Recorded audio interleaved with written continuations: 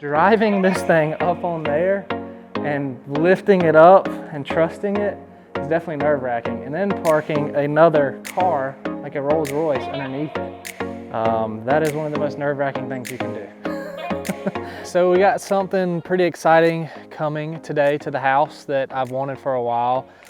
So I have my new Rolls Royce Wraith behind me.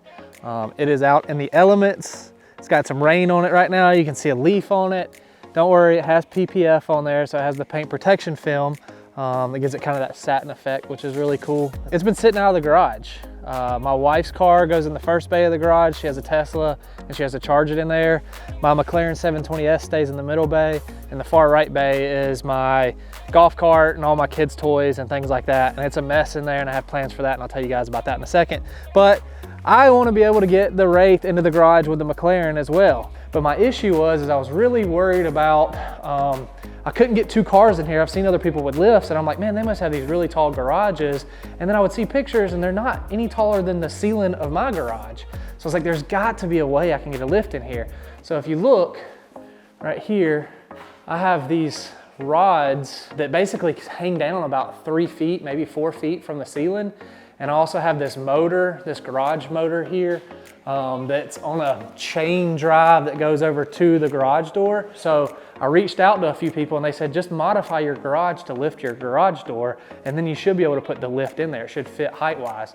So I was like, well, that makes complete sense. I didn't know you could do something like that. So I reached out to a garage company, and they came, and for about $1,100, they installed this new garage door side mount, so you no longer have the mount with the chain drive that kind of overhangs, and also installed some new arches that gets the garage door much higher. But if you look, the garage now goes all the way up to the ceiling, and you don't have a motor there, so you can easily set a post here, a post here, post back there, a post back there, and easily get two cars in here with no issues. So I've gone online and I found the guy online that has a 4-post car lift, and it's assembled, it's used, it's already ready to go, but I have a tow truck that just picked it up, and they're coming to actually bring it and deliver it here in a little while, and hopefully we'll get it in there and be able to get the Wraith and the McLaren in the garage at the same time.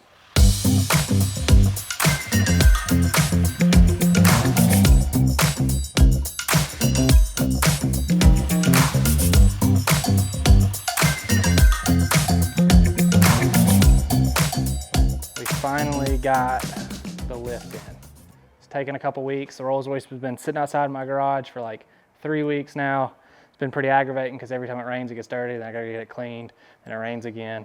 But I hate my cars being dirty, and I hate cars sitting outside the garage. But we got the lift in. Now we gotta put wheels on it. We were trying to figure out how the wheels go on there, and we figured it out, but it's in the middle of the driveway. So I'm gonna plug it in, lift it up. We'll be able to put the wheels on there, lower it back down, and then we'll wheel it in the garage. Yeah, putting those wheels on were difficult. We didn't know exactly which way they went and how it worked. We kind of figured it out, but once you get them on there, it's really easy. We rolled it around, we set it in place, kind of eyeballed it a little bit. If I hate it, I'll move it, put the wheels back on, and move it. It'll take like 2 seconds. I can do it by myself, really.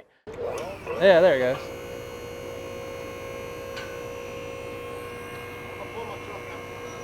Okay.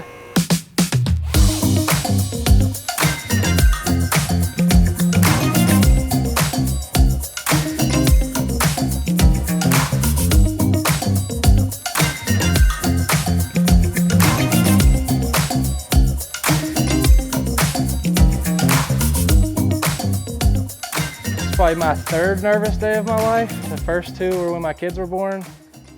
Maybe it's the 4th. My wedding day was pretty nerve-wracking. But driving this thing up on there and lifting it up and trusting it is definitely nerve-wracking. And then parking another car, like a Rolls Royce, underneath it. That is one of the most nerve-wracking things you can do. But it's done, and I think it's safe. I hope it's safe. It's got locks on it. It's a 4-post lift, so it's pretty stable. And everybody has these things, and never heard a horror story about them yet. Hopefully I'm not the first.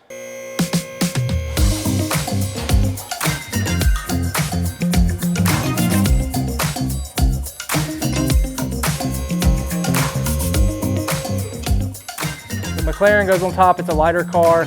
The door, lifting the door worked out perfect, because if you see, this is the old level of the door, and then where the car has to be in order to get the Rolls Royce underneath here. And in order for this to lock out, I think if I were to drop it a little bit lower, it'd be too close to the roof here. So in order for these to actually lock out where they're at right now, this is about the lowest I can go. I can go up a little bit higher, but there's no purpose in that. So it works out perfect. And raising the garage was absolutely necessary. Let me know in the comments what you think. Would you do this? Would you put a McLaren on top of a Rolls Royce, or am I crazy? I don't know, just let me know in the comments what you think. Make sure to like and subscribe as always. Catch you guys next time.